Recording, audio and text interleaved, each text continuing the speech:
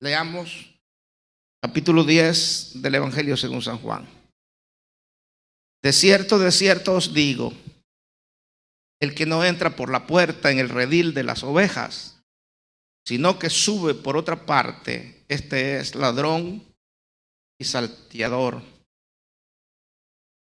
Mas el que entra por la puerta, el pastor de las ovejas es. A este abre el portero y las ovejas oyen su voz. Y a sus ovejas llama por nombre y las saca. Y cuando ha sacado fuera, todas las propias va delante de ellas. Y las ovejas le siguen porque conocen su voz. Mas al extraño no seguirán, no que huirán de él porque no conocen la voz de los extraños. Esta alegoría les dijo Jesús, pero ellos no entendieron qué era lo que les decía. Volvió pues Jesús a decirles, de cierto os digo, y este es el texto que voy a usar para el tema, yo soy la puerta de las ovejas. Yo soy. Todos los que antes de mí vinieron, ladrones son y salteadores, pero no los oyeron las ovejas. Yo soy la puerta, otra vez. El que por mí entrare será salvo, y entrará y saldrá y hallará pastos. El ladrón no viene sino para hurtar y matar y destruir. Yo he venido para que tengan vida y para que la tengan en abundancia. Bendita su palabra. Pueden sentarse.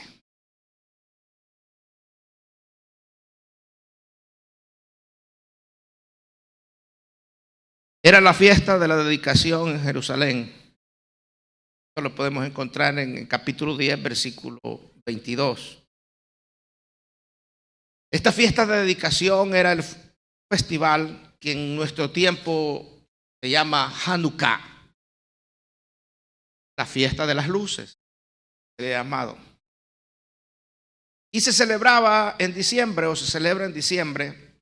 Lo que conmemora esto era la purificación y reconstrucción del templo de Jerusalén y cómo el altar del templo fue dedicado una vez más por Judas Macabeos en el año 165 antes de Cristo,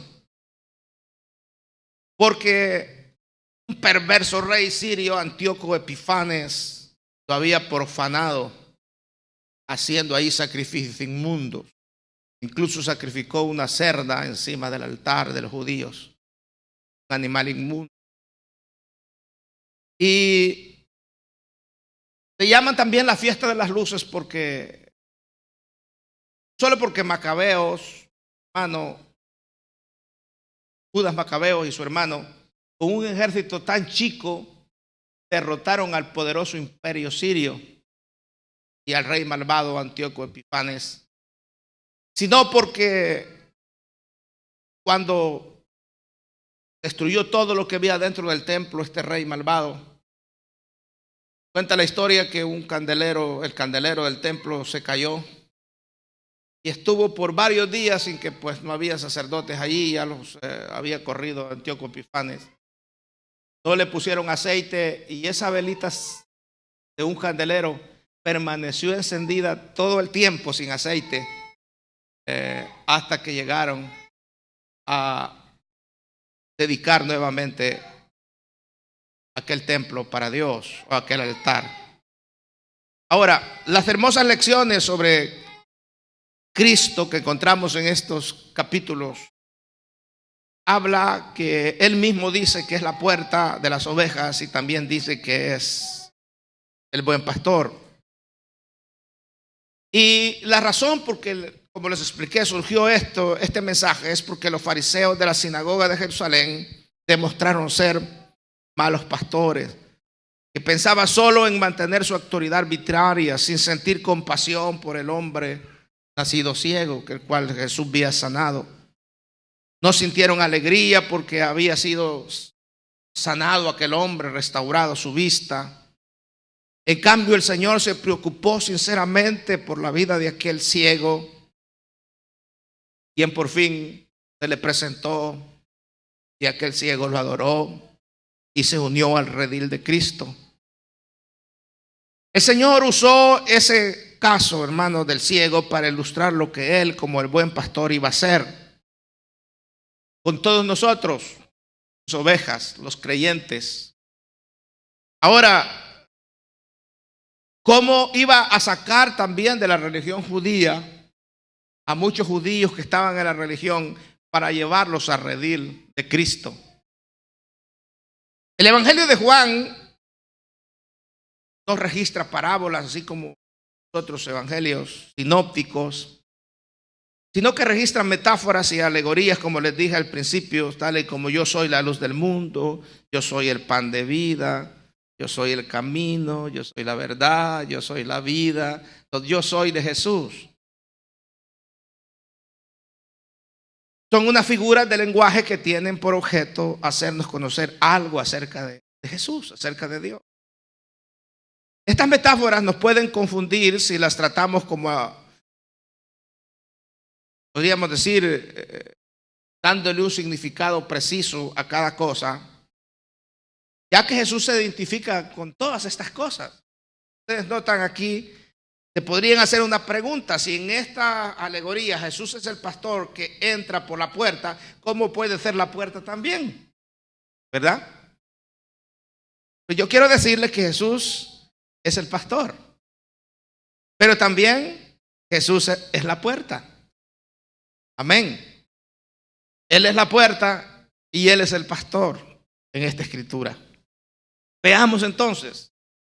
Por supuesto, voy a hablar solamente de los versículos que leímos, y el próximo domingo vamos a hablar del 11 al 18. Comencemos viendo lo que dice la escritura. De cierto os digo. Esta palabra desierto en el griego es amén, y expresa una fuerte afirmación de aquello que se dice. En el Evangelio de Juan, Jesús usa 23 veces esta expresión para enfatizar lo que quiere decir, que es tan seguro el mensaje. Usa esta expresión: de cierto os digo. En los evangelios sinópticos, que son los 3 evangelios, Mateo, Marcos y Lucas, se le llama sinóptico, ya ustedes saben, porque hablan parecido. ¿Ven?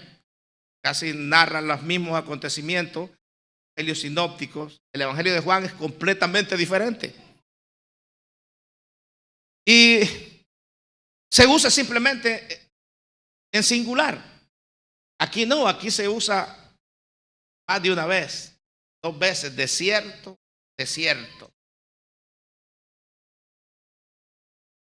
Ahora,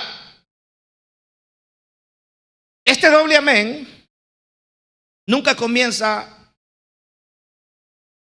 el Señor diciéndolas un discurso con esto sin que antes haya una enseñanza previa.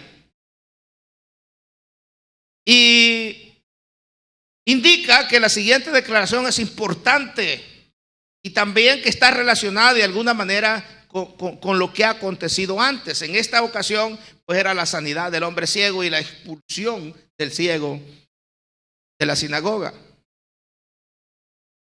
Ahora, este pasaje entonces se debe comprender por medio de las fuertes relaciones que tiene con la historia de este hombre ciego.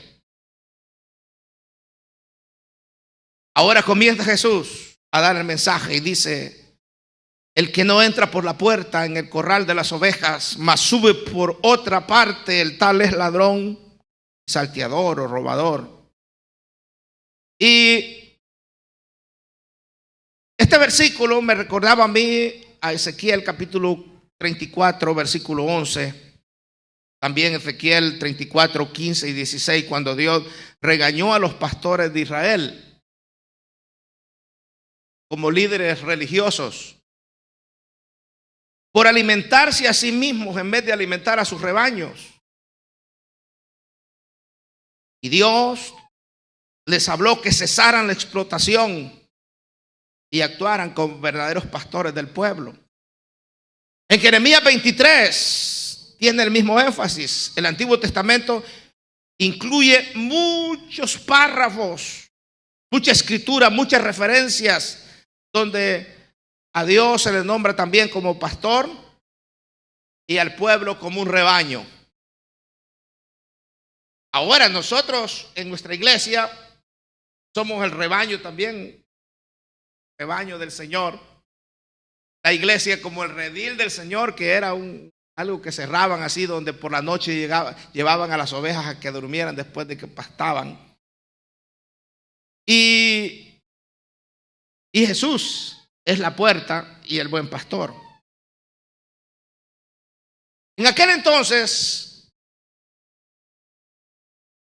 el área de Judea era un área pobre, es un terreno rocoso, es mejor diseñado para pastar que para cultivar. Por eso ser pastor era una ocupación común. Si usted ha ido a Jerusalén, se dará cuenta que Jerusalén, es cierto lo que dice David, está rodeada por... Es como que estuviera así un círculo de montes. A este lado es el monte de los Olivos, al otro lado. Y es más, la misma Jerusalén está asentada sobre un monte que se llamaba el monte de Sión. Y si uno baja, yo el tiempo que estuvimos en Israel, caminamos la antigua Jerusalén como unas 10 veces, yo creo. Y no pagamos guía porque ya yo era el guía, ya me conocía toda la ciudad. Entonces lo guiaba, por aquí vamos a salir allá, al muro, al muro de los lamentos, vamos a salir así, aquí recto vamos a ir. Algunas veces nos perdimos y tuvimos que ir a rodear allá afuera por el lado de los muros y caminar demasiado. Y todo es bajada, subida, tanto que está lleno de gradas, ¿verdad? Cosa era cuando más mal andaba de sus rodillas. Caminamos como no tiene idea. Y entonces ahí es difícil sembrar porque uno baja para el otro lado para caminar, sale de los muros de este lado donde está los muros de los lamentos y va para la ciudad de David.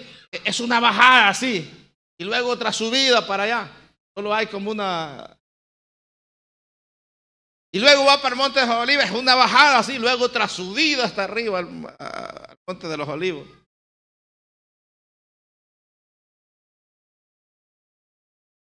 Pero sí podían pastar a los animales, por eso había muchos pastores. Entonces se dedicaban a la colección de lana. A veces los pastores trabajaban con las mismas ovejas varios años, solo a eso. Y llegaban a tener una fuerte relación con sus ovejas. Tanto que aquellas ovejitas conocían a su pastor. No las podía engañar fácilmente cualquiera, sino que ellas sabían hasta la voz, pastora. Era tantos años que estaban con ellas, había una fuerte relación. Y el versículo 3 y 4 dice que las ovejas oyen su voz y a sus ovejas llama por nombre. Llegaron a tener tanta relación que ellas conocían su voz y él tenía un nombre cada una de las.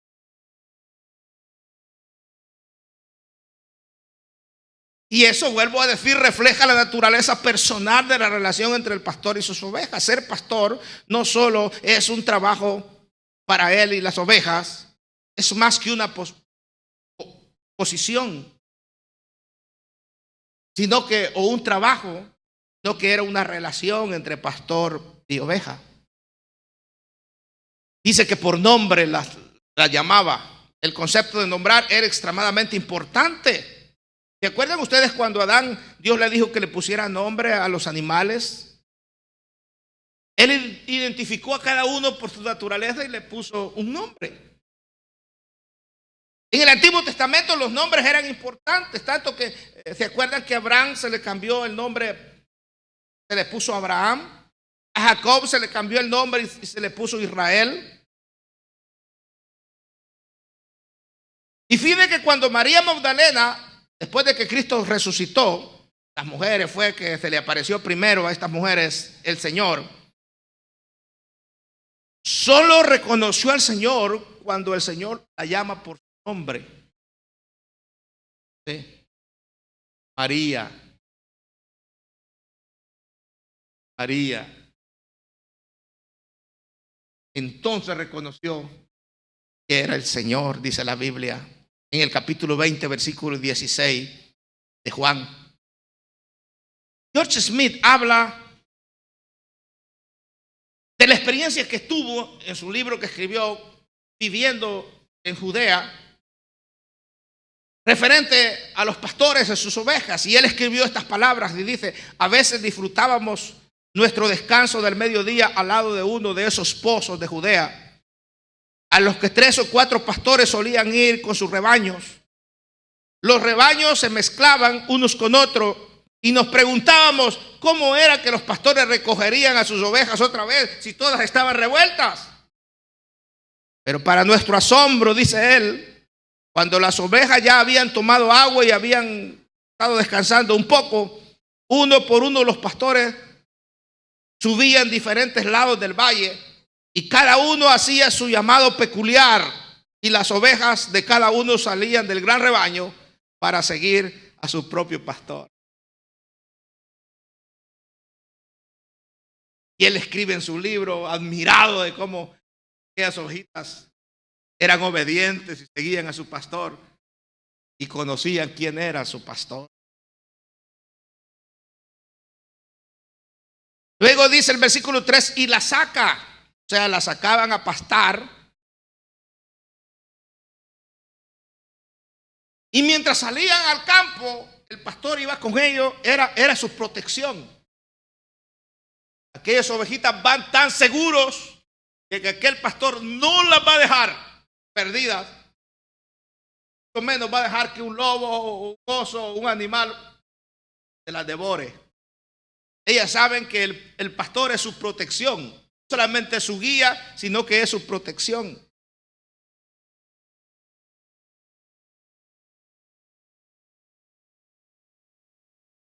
Era todo lo que necesitaban las ovejitas. Ahora nosotros como iglesia, todo lo que necesitamos es al Señor. Sí, es al Señor. Si el Señor va con usted, si el Señor va conmigo, tengo que sentirme seguro. Él es nuestra protección.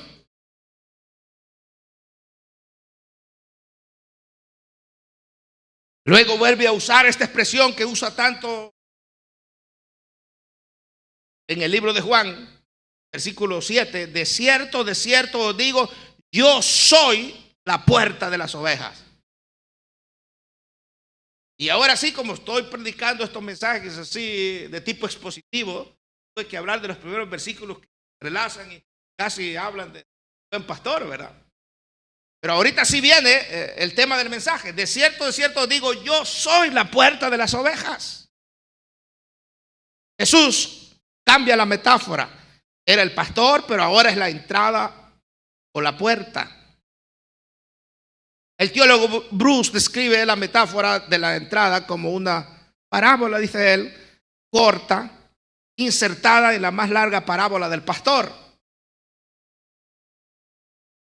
Porque el mensaje principal ahí del capítulo 10, Jesús el buen pastor, pero entre todo eso va esta de Jesús, la puerta de las ovejas.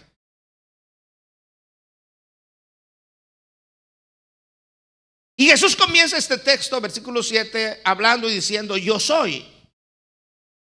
Ustedes saben que el nombre de Dios es el gran yo soy. Y para entender esto, no nos imaginemos nosotros a una puerta como esa, sino que es un redil, es un cuadrito, qué sé yo, vamos a imaginarnos de alambre, donde los pastores iban, hermanos, a pastear a las ovejas, noche, para que vieran ahí, y el corredil no eran uno. Pero la puerta, a veces no tenía la puerta para cerrar, sino que el pastor mismo se acostaba ahí en la entrada del redil para cuidar a sus ovejas. Entonces, si el pastor estaba ahí, la puerta estaba cerrada. Si el pastor se quitaba, estaba abierta. Entonces, de ahí que el pastor es la puerta y el buen pastor también. De esa manera se entiende este párrafo. Ya les dije que el Evangelio de Juan usa el yo soy para identificarse a sí mismo como el pan de vida, el pan viviente, la luz del mundo, el Hijo de Dios, la resurrección de la vida, el camino, la verdad y la vida verdadera, etc. Yo soy. Y Jesús, hermano, pone esta alegoría porque eso es lo que se usaba. Ahí se acostaba, allí dormía el pastor en la puerta. No estaba cercada, pero si estaba el pastor ahí, ningún animal feroz entraba porque él las protegía. A menudo se veía, ahora ya no, pero en ese entonces sí, rebaños grandes donde el pastor actuaba de esa forma en el tiempo de Jesús. Ahora, en el versículo 8 Jesús dice: todos los que antes de mí vinieron ladrones son salteadores o robadores. ¿De quién está hablando Jesús ahí? No está hablando de Abraham, no está hablando de Moisés, porque si uno sigue leyendo o lee todo el Evangelio, se dará cuenta que en el capítulo 8, versículo 56, habla muy bien Jesús de Abraham. En el capítulo 5, versículo 45, habla muy bien Jesús de Moisés. Aquí está hablando de los líderes religiosos judíos de aquel entonces. Recuerden que no habían tenido compasión de aquel ciego que había sido sano, que él había sanado. Por el contrario, lo expulsaron del templo. Lo trataron mal. Cuando él quiso decirles que era imposible que un pecador lo hubiera sanado, todavía lo tratan como basura. Le dicen: tú que naciste en pecado. Y hablan de esa forma. ¿Quieres enseñarnos a nosotros si no vales nada? Y Jesús está hablando de estos pastores fariseos y escribas y sacerdotes y de todos los líderes religiosos que hubieran, con el trato que habían dado a este hombre, y los llama como ladrones y bandidos.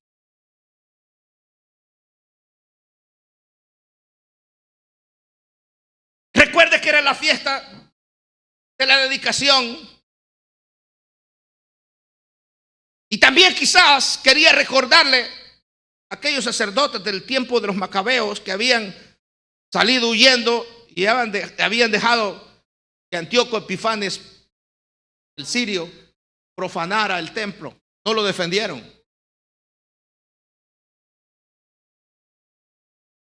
Pero vamos al versículo 9, vuelve a repetir: yo soy la puerta. Y lo que me hace pensar es que él pone en énfasis que fuera de Jesús no hay otro camino al cielo. Fuera de Jesús no hay otra entrada a la vida eterna.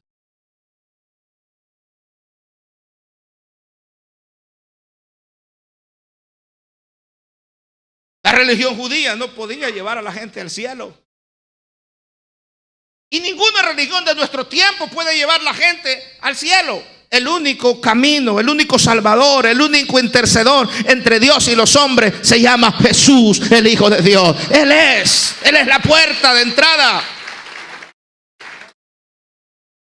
En nuestro tiempo moderno hay mucha gente que cree que puede haber muchas puertas. Este versículo sugiere que no hay tal cosa, están equivocados. En nuestro tiempo muchos son tentados a buscar la salvación en la ciencia, por ejemplo, por poner una, tal vez la psiquiatría, la psicología, el negocio, la educación, la tecnología, Y aunque estas cosas que he mencionado tienen algún poder sobre la sociedad, cada una de estas cosas no podemos decir que son malas en su totalidad. No, tienen cosas buenas, pero también tienen cosas malas.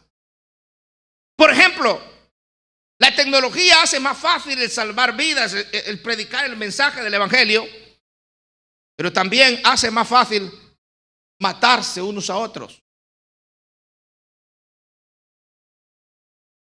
Hermanos, solo puchan un botón de una computadora en un avión y sale un misil a pegar exactamente de donde ellos quieren pegar, lo que ellos quieren destruir. La educación nos da más conocimiento, pero no nos asegura que el hombre no va a usar ese conocimiento mal.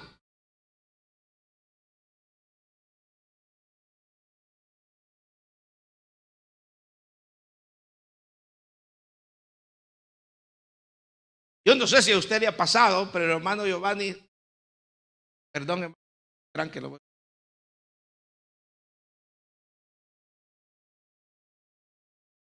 Pero comenzamos a usar el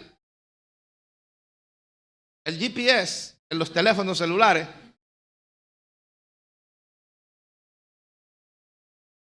Y él puso para venirse de la 77 y 75 y Main, para venirse para acá a la iglesia, puso su GPS.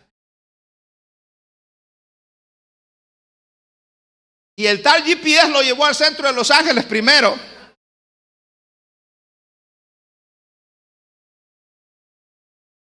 Y después lo mandó por el freeway de San Pedro. Y no sé si lo trajo hasta aquí a bajarse en la Central por el 105. Supiera lo que nos hizo ese mentado GPS a nosotros en México. 2 horas perdidos en el estado de Puebla, buscando una iglesia, a un pastor que habíamos ido ya, pues nos había olvidado dónde era, y el hermano no contestaba el teléfono.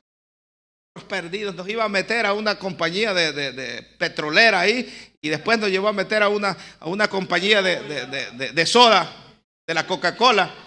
Luego nos llevó al mero centro del pueblo, y ahí que no se puede ni entrar, ahí no, cercado nos metió.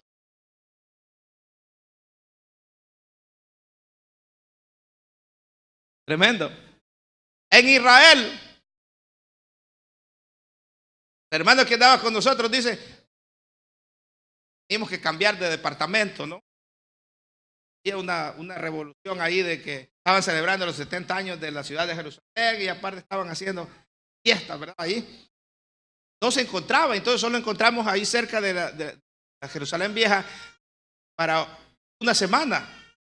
Luego tuvimos que conseguir otro más lejos. Me dice el amigo que estaba con nosotros, vamos a ir a buscarlo un día antes por la noche, caminando. Aquí está mi GPS. Y cuando íbamos subiendo la subida del Monte de los Olivos, habíamos rodeado toda la ciudad. Le dice el GPS que era para el otro lado, el lado opuesto. 3 horas caminando ahí, nos echamos nosotros buscando ese lugar. O sea, no se puede confiar uno de la tecnología. Y a veces le digo a mi esposa, solo apágalo para ver dónde hay más, ponlo para ver dónde hay más tráfico, y después apágalo, que aquí yo conozco. Porque si no me lleva para otro lado a dar vueltas, ¿verdad? Pero Jesús sí es seguro, Jesús es la puerta. Y esa entrada no falla, alabado sea el nombre del Señor. Nadie puede decir que se va a extraviar, que se va a perder cuando busca a Jesús, porque esa entrada, esa puerta es segura. Jesús es la puerta de las ovejas, y el que entra por esa puerta encontrará vida eterna. De tal forma que el versículo 9 lo dice claro: el que por mí entrare será salvo. Y ese es el propósito de Jesús: darnos la salvación, librarnos de la condenación eterna. Pero añade ese versículo 9, no solamente dice será salvo, sino que dice y entrará y saldrá y hará pastos. O sea que aparte de la salvación, al entrar por la puerta que es Jesús, encontramos bendiciones extra. Él habla en el lenguaje de las ovejas, entrará, saldrá y hará pastos.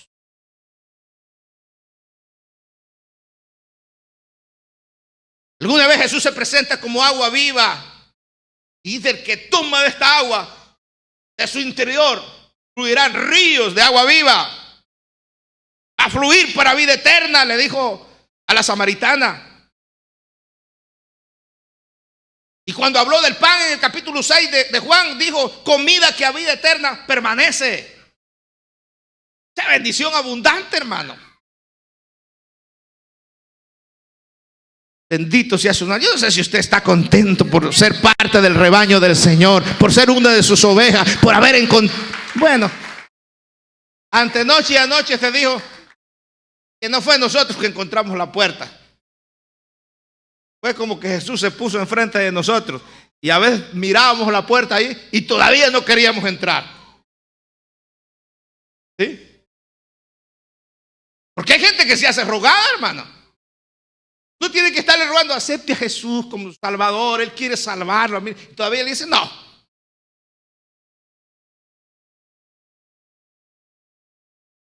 Y a veces yo me he enojado y digo: si supiera que a mí no me importa que se vaya al infierno. Yo ya encontré al Señor, ya entré por la puerta. El que se va a perder es Él. Me pongo enojado, pero después el Señor me dice: pero si así eras tú también. Y si aquellos que te hablaron de la palabra no les hubiera importado que te fueras al infierno, no estuvieras aquí.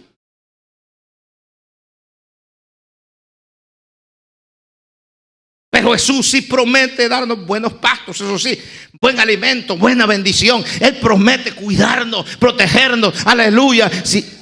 Bendito sea el nombre del Señor. Luego comienza en el 10 o termina en el 10, porque fue el último versículo, hablando del ladrón. Dice: el ladrón no viene sino para hurtar, matar y destruir. Bueno, ya sabemos que el ladrón en general es el diablo. Pero vamos a hablar un poco del ladrón, que solo se enfoca en sus propias necesidades y se preocupa poco por el bien de los demás. En esta ocasión está hablando de aquellos pastores que se hacen pasar por pastores y no son buenos pastores. Prometen gracia y seguridad falsa. Y mire, hermano, de esos pastores abundan en todo tiempo. También hay muchas puertas que lo llevan a lugares malos y equivocados. Los fariseos son un ejemplo de estos. Jesús dice que habrán falsos profetas y siempre los hubieron. Mateo 7:15. Cuando el evangelio de Juan, hermano, fue escrito ya bastante entrado el siglo I, la iglesia estaba luchando con anticristo, según escribe Juan en Primera de Juan, capítulo 2. Estaba luchando con falsos profetas, según dice Juan en Primera de Juan 4. Y en Hechos, capítulo 20, versículo 29, Pablo les predicó un mensaje y les dice: yo sé que después de mi partida vendrán lobos rapaces que no perdonarán el rebaño. Entonces, han habido en todo tiempo. Filipenses 3:18 al 19 avisa el apóstol y dice que aún dentro de la iglesia habían muchos que eran enemigos de la cruz de Cristo. De manera que Pedro, en 1 Pedro capítulo 5, aconseja y exige a los pastores, a los ancianos, y les dice: apacienten la grey de Dios que está entre ustedes. Tengan cuidado de ella. No lo hagan por ganancia, por obtener dinero, sino con ánimo pronto. Si ustedes lo hacen así, cuando aparezca el príncipe de los pastores hablando de Jesús, Él los bendecirá. Hoy en nuestros tiempos, hermanos, hay tanta gente bandida que anda tratando de hacerse pasar por un líder de iglesia, por pastores, por evangelistas, apóstoles, profetas, cualquier nombre se ponen. Y de risa que llegó un hermano a una iglesia cristiana y estaba en la reunión y él dijo: yo soy apóstol.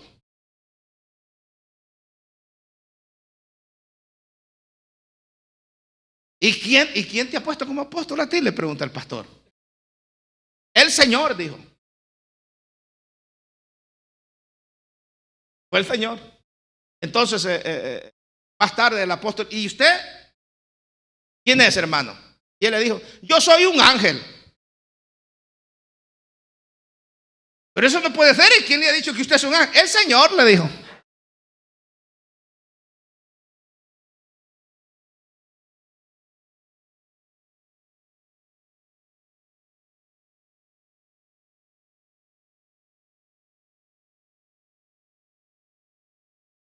A la iglesia de Cuernavaca llegó un bandido, hermano. Bueno, varios bandidos, pero voy a hablar de este porque este era tremendo. Tenía un bla bla, un conocimiento, hermano, y lo llevó un pastor de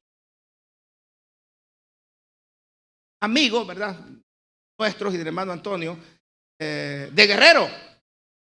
Llegó a la población ahí, se hizo pasar como un gran maestro de la Biblia, un apóstol que les iba a enseñar, les iba a hacer esto y les iba a hacer otro.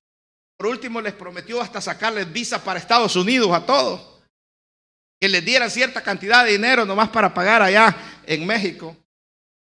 Pero llegó vendiendo unas figuritas y desde que yo lo oía hablar, ahí estaba. Desde que yo lo iba a hablar dije: no, hombre, primero porque comenzaba a hablar grandeza, ¿no? Decía que había sido de la CIA aquí en Estados Unidos, del FBI, que había estado con Schwarzenegger allá, allá y que él le había predicado al hermano Lupillo Rivera para que se convirtiera.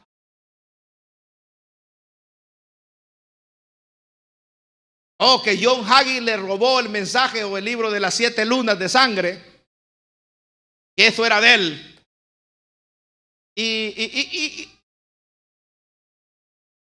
Entonces la hermana María le comenzó a hablar en inglés para probarlo, ¿verdad?, con el poquito inglés que hablaba, y no le entendió.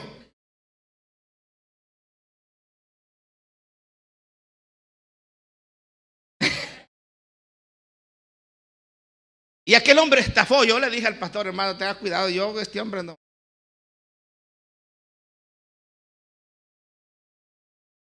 A los días los estafó a todos y desapareció. Después se dieron cuenta que había hecho muchas de esas cosas en Oaxaca, en Chiapas, y andaba por toda la nación mexicana.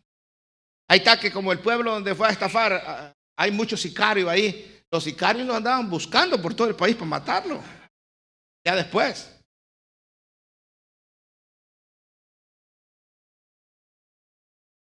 Encendemos la televisión, hermanos, y vemos tantos televangelistas que prometen riquezas para las ovejas, pero son ellos que terminan ricos. ¿Qué es lo que hacen? Le sacan la plata a la gente.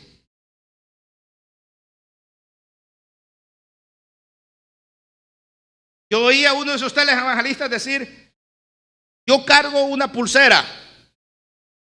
Esta pulsera está ungida. No sabes cuántos milagros Dios ha hecho. Cuando yo he orado, entonces tiene una unción. Y si usted manda $5,000, yo le doy mi pulsera y usted va a tener la unción que yo tengo.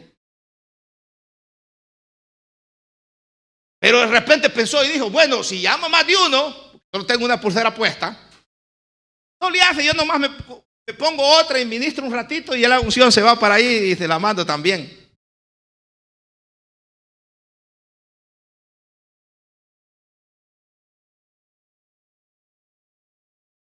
También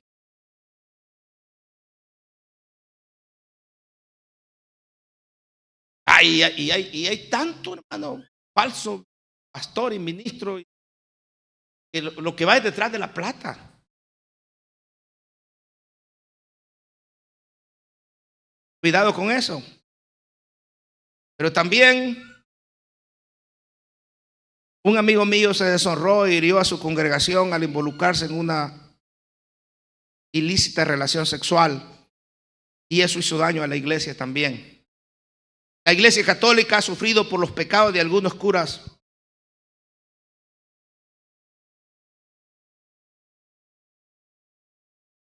violadores de niños.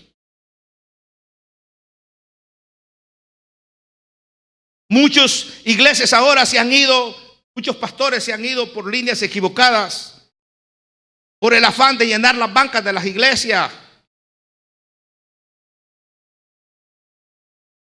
Se metieron a movimientos como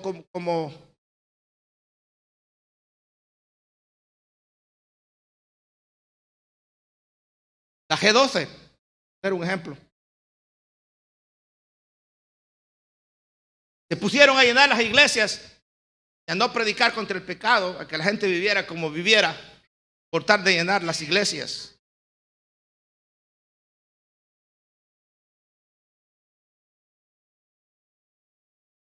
Quiero decirle que no solamente los pastores, sino que todos nosotros, ustedes que son líderes de la iglesia, y aunque no sean líderes, ustedes son testigos del Señor, los verdaderos testigos de Cristo. Son embajadores de Cristo. Ustedes que predican la palabra, nosotros que predicamos la palabra o que se nos confía un puesto en la iglesia, necesitamos recordar que el demonio, al cual Jesús llama un asesino en San Juan 8:44, trabaja muy duro para hundirnos. Y nada sirve mejor a los propósitos de Satanás que la mala conducta nuestra, hermano.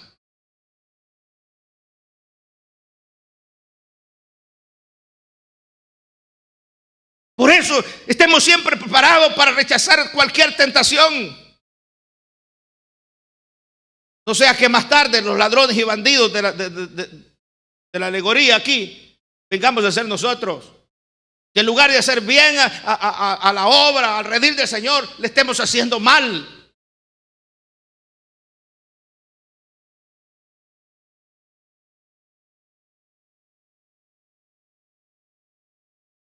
Luego griega dice, van a haber siempre ladrones. Y esos entran por donde, no entran por la mera puerta.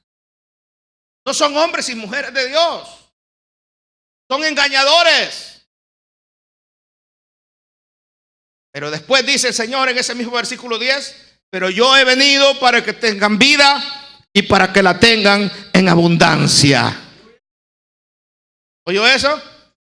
Pero yo estoy aquí, dice el Señor, para que tengan vida y para que la tengan en abundancia. Jesús es todo lo contrario a esos líderes, ladrones y salteadores. Porque Jesús está interesado en el bienestar nuestro. Yo quiero decirle que Jesús no lo está llamando al redil para ponerle una carga más de la que usted ya tiene, o para esclavizarlo, hacerlo más esclavo de lo que usted es. Dios lo está llamando aquí para que usted sea libre, para que usted sea bendecido, para que usted tenga vida, para que usted tenga bendición en abundancia. Él se preocupa por nuestro bienestar. Ese es nuestro pastor, ese es Jesús.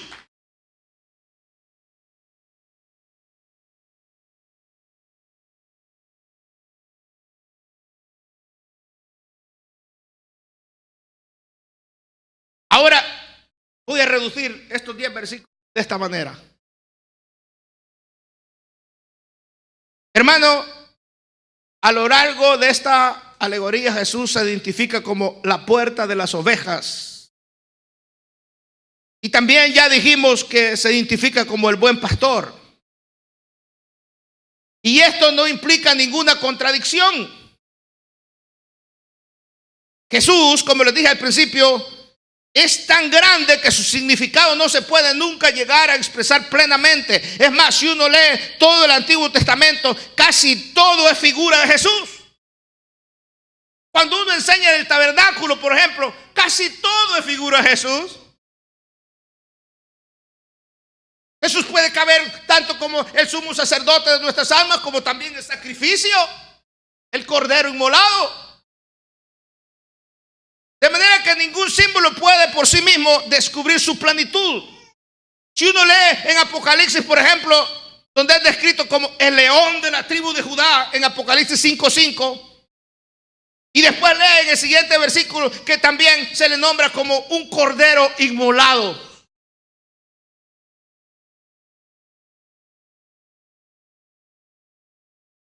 Hoy Apocalipsis 7:17, donde el cordero es también quien los pastorea.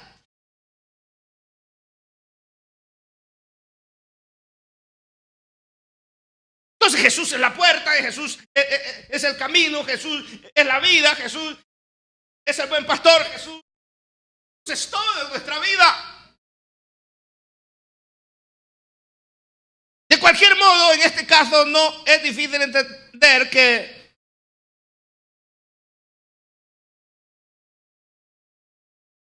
la explicación que les di del pastor que cuidaba ahí, a él se está refiriendo Jesús cuando dice: yo soy la puerta del redil o de las ovejas. Esta figura de la puerta de las ovejas nos recuerda que Él es el único acceso legítimo para entrar en el reino de Dios. Solo entrando por medio de Él podemos encontrar la salvación de nuestras almas. No hay otra puerta, y quizás por eso el Señor la describió como una puerta estrecha en Mateo 7:13. ¿Se recuerda cuando predicamos esta? La puerta estrecha y la puerta ancha, el camino angosto y el camino.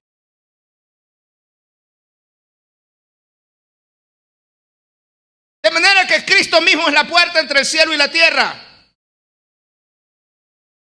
Esa escalera que vio Jacob en Betel es Cristo mismo también. La entrada al cielo, Él es la puerta. Solo por medio de Él se puede llegar al Padre. Juan 14:6. Nadie viene al Padre si no es por mí. Allí dice que Él es el camino, que Él es la verdad, que Él es la vida, y que nadie va al Padre si no solo por Él. No hay otra forma de acercarnos a Dios, y aunque algunos piensen que pueden haber otras puertas, piensen que todas las religiones van al cielo, que por méritos propios podrían llegar al cielo, en realidad son falsas puertas, porque no hay otra puerta, solamente Jesús.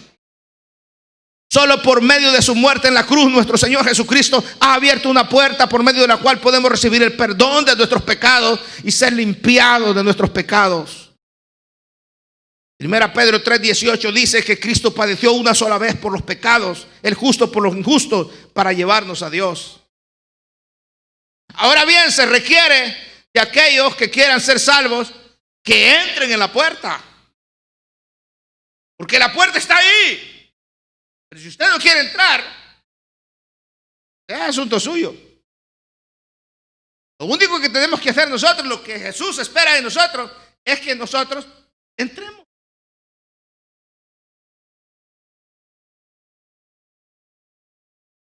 Eso de entrar significa recibir a Cristo como nuestro Señor y Salvador, aceptar a Jesús. Y de esa manera entramos al redil de las ovejas, que es su iglesia. Cuando entramos por Cristo a la nueva vida que Él nos ofrece, comienza entonces para nosotros una nueva vida de comunión con Dios y seguridad. Tanto que el Señor dice: el que por mí entrare será salvo. Y entonces nos da bendición, nos da alimento. Cuando dice entrará y saldrá y hallará pasto. Pero al mismo tiempo que entramos con Cristo a esta nueva dimensión de vida, también estamos escapando de un mundo pecador y cruel. Por lo tanto, podemos decir que Jesús, como la puerta, divide a los hombres en dos grandes grupos. Mientras que unos entran, otros se quedan fuera. Esto quiere decir que unos reciben la vida eterna, mientras que otros irán a condenación. No hay más lugares. O entra o va a condenación. En cualquier caso, es necesario ver que esta puerta está abierta para todos los hombres. No importa qué clase de pecador usted sea, no debe olvidar que esta puerta un día va a ser cerrada. ¿Se acuerda? ¿Se acuerda el arca de Noé? ¿Se acuerda el arca de Noé? Como unos 120 años. Estuvo advirtiendo a la gente aproximadamente.